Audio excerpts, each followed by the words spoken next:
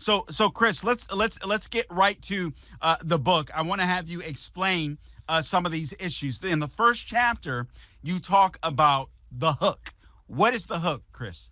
That's the emotional grab. And it's once again based on good versus evil, good guys versus bad guys. This is why Donald Trump does the mean tweets and calls his opponents names, because that's what they do. That's how they win elections. They turn Republicans into villains. Look what they're doing to Elon Musk right now. He was their hero. He made EV cars. He was a billionaire. He made it himself. And now he's an evil villain because he has sided with Donald Trump. And of course, everything that they've done over the last 9 years is to vilify Donald Trump. But he has turned the message on them. And he has made himself not necessarily the good guy, but not as bad as they are, because he has made them the bad guy. And take, for instance, Chuck Schumer yesterday. He was on one of the talking head shows, and he's trying to reclaim his position atop the Democrat Party. And he was calling Donald Trump, evil. He's a crook. He's this, he's that. Democracy is at stake again. And all of this is simply to leapfrog Donald Trump and make himself the good guy in that battle again. Because they know that if enough people believe that Donald Trump is a bad man, an evil man, they will oppose him and his policies. But once again, Donald Trump is able to flip that on the Democrats. And by the way, many of your listeners may not know that Donald Trump is a member of the WWE Hall of Fame. He instinctively knows what I'm talking about. He instinctively knows that politics, you can reduce it to good versus evil arguments. And the Democrats have known that for decades. That's how they spank Republicans. Republicans come in and, I've got great ideas, I've got great policies. And the Democrats are going over there going, that guy's evil, he's bad, he beats his wife, he starves his kids. He wants to run grandma off the cliff. You remember that? Yeah, or he wants he keeps his dog on top of his correct vehicle. Yes, exactly. It works. Yeah, it works. And this is why this is why Donald Trump has co-opted the Democrat technique. He is beating them at their own game, and they can't stand it, and they don't know what to do about it, because no Republican has ever done it, at least not nearly as effectively as Donald Trump. Okay, so Chris, let me ask you this. I gave some absolutely, just brilliant analysis a short while ago. You always do. Says Carl Jackson. All right, but anyway, I really do believe that this going after Elon Musk, it's going to backfire on Democrats. And I think you're right. Democrats are doing what they always do. They're painting Elon Musk as the bad guy. But the more people understand, wait a minute, the guy that's exposing the fraud is the bad guy. And I'm starting to see more conservatives online. And I think this helps on social media, standing up for Elon Musk, thanking him for doing what he's doing. So I know he's going through a rough time now, but I suspect things are going to change. What say you? I think you're right.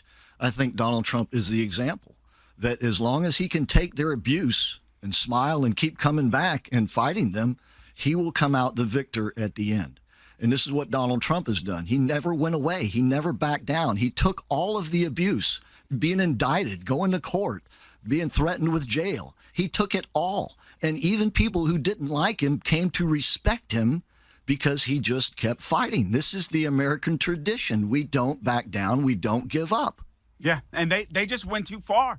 They literally went too far. They went to a place where even Democrats, and I'll get into this, the 4 ways in how to destroy the Democrat Party. I went over one of them, but I'll go over it a little more in depth after this interview with Christopher Hart of the American Adversaries.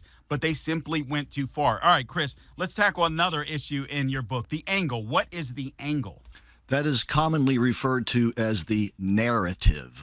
These are the scripted storylines that the media is feeding us all of the time. For instance, the New York Times last week, Elon Musk was at the Pentagon. They're planning a war against China. That is an angle. That is a narrative. That is a scripted storyline. Oftentimes, they're based on, quote unquote, anonymous sources.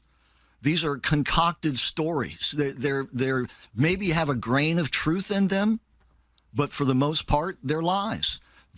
Those are angles in professional wrestling. The angles are the feuds between wrestlers, the storyline. This is why you should like this wrestler and not that wrestler. And the storylines are delivered by the media. They concoct them and they deliver them. And once again, it's all with the goal of making someone the bad guy and someone the good guy. The drama. That's the hook. That's what makes it all work. Chris, there's a quote in your book in the prologue from George Orwell.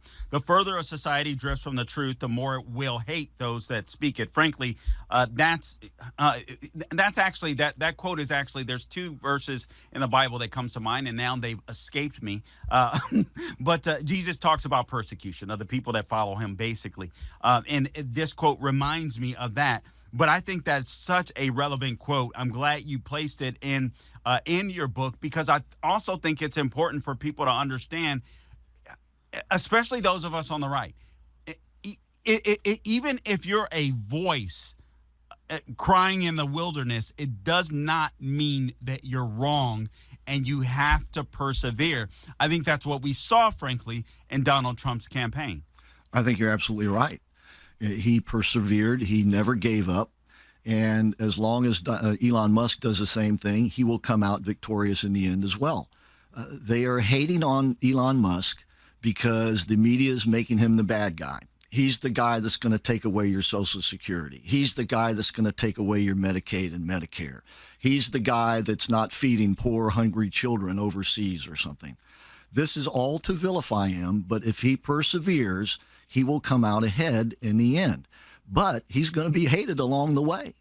And by the way, I got that quote that was given to me by Roger Franklin Williams, one of our other colleagues. Oh, great. And it's so appropriate, because that's exactly what we're seeing now. And this is why Teslas are getting keyed and dealerships are getting torched and the like. People are acting on their hate based on the fact that Elon Musk is exposing things that they didn't want exposed. Yeah. I mean, it's absolutely amazing. Who are the barkers? 2 minutes left in this block. The barkers are the media. They're the ones who call you in and say, hey, come look at this story, right? It's like, 2 kids killed in a car crash live at 5, or Donald Trump has done this or that, story at 7. The barkers are the people that pull you in and then give you the scripted storylines. That basically the media plays the role of the barkers. I want to reiterate a point going back to chapter 1 in your book, The Hook. One line that I love, I think it's just so important. The force that drives politics is the constant conflict between good and evil. I almost don't think you can mention this point enough, Chris, because I do believe that if people understand, I see what they're doing. They're trying to pit this guy as the bad guy. This is so crucial, because, again, all we have to do is look at Elon Musk. This guy is volunteering his time to save the country, and